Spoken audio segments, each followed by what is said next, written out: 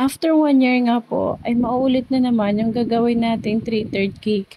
At isa sa mga cake na 'to ay isa nga po pala siyang Disney princess. Mula sa simula, ikukuwento ko lang po sa inyo na ang nagmamay-ari po ng cake na 'to ay isa po siyang suki ko mula nung wedding nila. Hanggang po sa nagkaroon po sila ng baby, ay ako po ang gumawa rin ng mga cakes ng baby nila.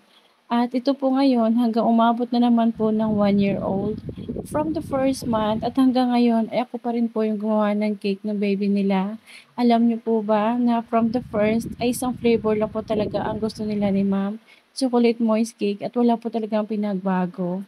At yung gusto nga pala ni ma'am dito ay lahat po ng ilalagay ko ay naka-detailed po kung ano po yung ilalagay from the bottom at the second at sa third at hanggang top.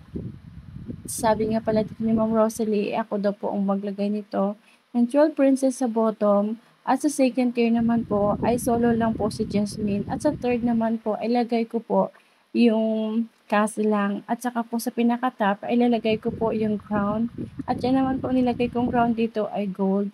Tapos naglagay lang po ako dito ng pattern sa gilid niya, yung parang pa-vintage tapos meron po siya mga butterflies at meron po siyang gold rhinestones. At ito nga po pala sa gusto ni ma'am ay detalyado po talaga, kaya takot po talaga akong magkamali. Kasi from the first, ako po yung gumawa ng cake ng baby nila. Ayaw ko po talagang ma-disappoint siya at gusto ko po talaga na makuha ko yung design na gusto ni ma'am. After ko nga po na pala nilagay itong mga design ng cake nila, ay ginawa ko na po dito ay nagpi-picture-picture na muna ako bago ko po siyang dalhin sa venue. Kasi kadalasan po kapag ako ay nagmamadali na po, ay hindi ko na po talaga siya nakukuhaan. At napakasaya ko nga talaga nung araw na 'to, kasi isa na namang catered cake at napapasaya natin dahil nga po graduate na naman siya ngayon. 'Di ba nakakatuwa lang, from the first month at hanggang ngayon ay magiging 1 year old na po siya, ay talagang sulit po talaga si ma'am na sa akin po talaga sila kumukuha. At never po talaga silang na-failed. At ito na nga po pala ang pinaka-final look ng cake ni Ma'am Irish. Ayan, si Irish po yung maging celebrant natin ngayon for today's video. So, ayan na po siya. At yung cake na to ay may kasama nga po pala siya dito na 1 dozen cupcakes at isa po siyang number cake. Yung number cake po ay free ko na din po ito kay ma'am kasi nga po graduate na po siya sa atin. At sa lahat na nag-graduate po ay meron po talaga akong pa-free.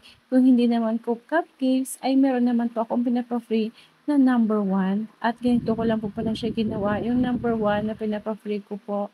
Ito po kasi yung freebies ko kay ma'am kasi nga po graduate na nga. Nakakatuwa lang po talaga na may isa na namang maggra-graduate sa atin at magkikita-kita naman po kami nito ulit for the second naman niya.